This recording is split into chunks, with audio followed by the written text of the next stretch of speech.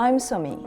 I'm a filmmaker and a marketing professional with a passion for the luxury market and a deep knowledge of how to capture the millennial audience. My goal is to bridge the generation gap between heritage brands and millennials. For the past year, I've been working on a documentary about how millennials create and consume content and its impact on the luxury market. I have done tens of hours of interviews with heads of marketing and CEOs of luxury brands, publishers, authors, entrepreneurs, and social media influencers. I asked them about the challenges of capturing the millennial market and why this generation is so different from any other. We are living through the biggest shift of attention in human history. When you're making TV ads, cinema, press, whatever it might be, you know in simple terms that you have the undivided attention of the audience for a set period of time. In social media and in other digital channels, particularly when we're talking to a younger audience, that is not the case. And so all the rules are being rewritten because we're putting youth on a pedestal. So tradition is getting absolutely hurt by that. Now, why are millennials so important? The millennial population is bigger than baby boomers and Generation X. They are, in fact, the biggest generation since World War II, and now they are coming into their prime spending years. I see it as, an aspiring person reading the internet. According to Goldman Sachs, over the next 5 years, their spending will increase by 15%, while the baby boomer spending will decline by 10%. Young people are well versed in social media. They act with incredible speed, and they are very hard to advertise to. Millennials are even impacting the purchasing decisions of their seniors. Think about it. How often does a mom or dad ask their millennial child to help them with technology and finding things online, or even making sense of social media? And yet, many of the most amazing brands fail to capture this audience, but luxury brands rooted in heritage are sitting on a gold mine.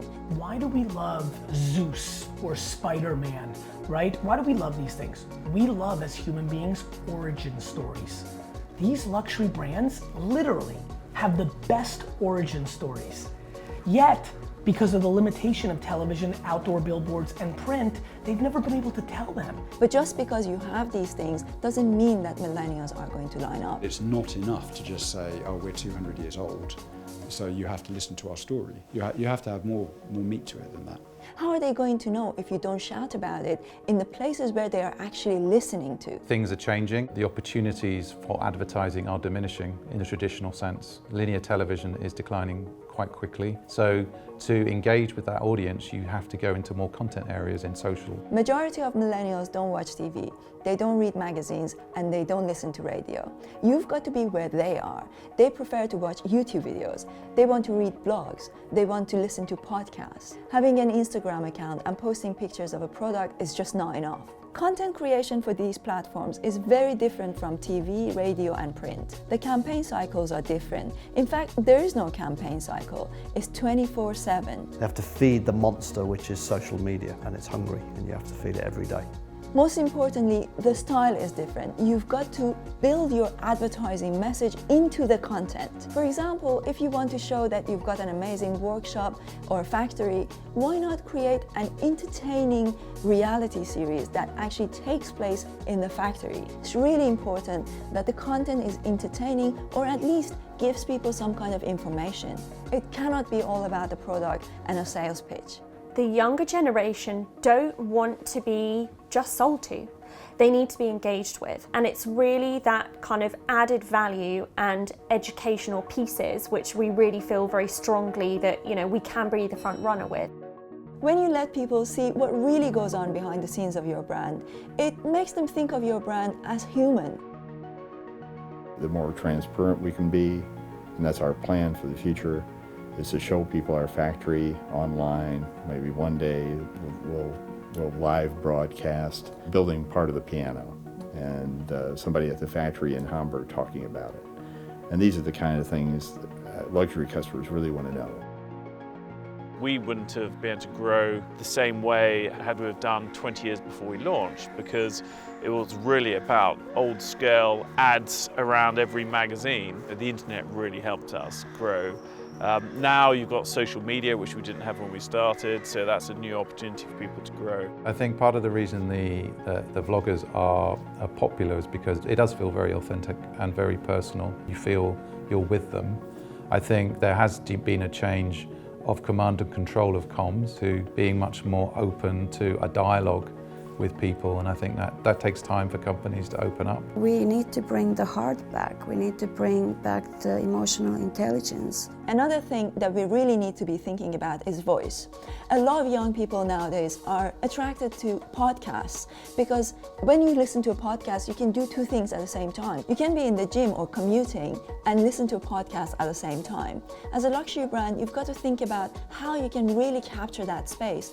There are influences in that space too that could be very interesting for you to work with. But also you could create your own podcast. And of course, voice is also the next generation of search engines. So you already want to be thinking about how to capture that space. I think this is incredibly powerful. I don't think people understand. People are just now trying to figure out influencer or Facebook and Instagram, and the world's already moved to the next frontier of voice. Listen, if the fashion brands, the high luxury brands think it's complicated now and it feels tight now, wait till they see the next 10 years. The biggest, most historic brands of our time are going to go out of business. This is what happens when the land changes on people. I'm not happy about it. I don't think it's cool. It's just the reality. And the only way that they don't go out of business is they disproportionately bring in talent, start working with talent, and reallocate their money into the new frontier, which is mobile, which is voice, which is long form content, which is influencers. It's just black and white. A lot of things that we consider now as heritage were dangerously subversive innovation at the time. And I think that's very good also to remember when somebody does something now that actually it might be the tradition and the heritage of tomorrow. Yes, we do need to relearn a lot of things, but think about how many amazing ways you can target your exact audience, tell them your story, give them value, and really connect with them. Now we find there is a group of customers who has a different interest, who does want to peel beneath the layers of the brands and really understand what it is, and it's that customer we're trying to reach out to. We do find that actually there is more opportunity to tell that story, there is more opportunity to connect with the younger market than there ever has been. I'm super excited to be in a place where I can contribute to bridging the gap between luxury brands and millennials.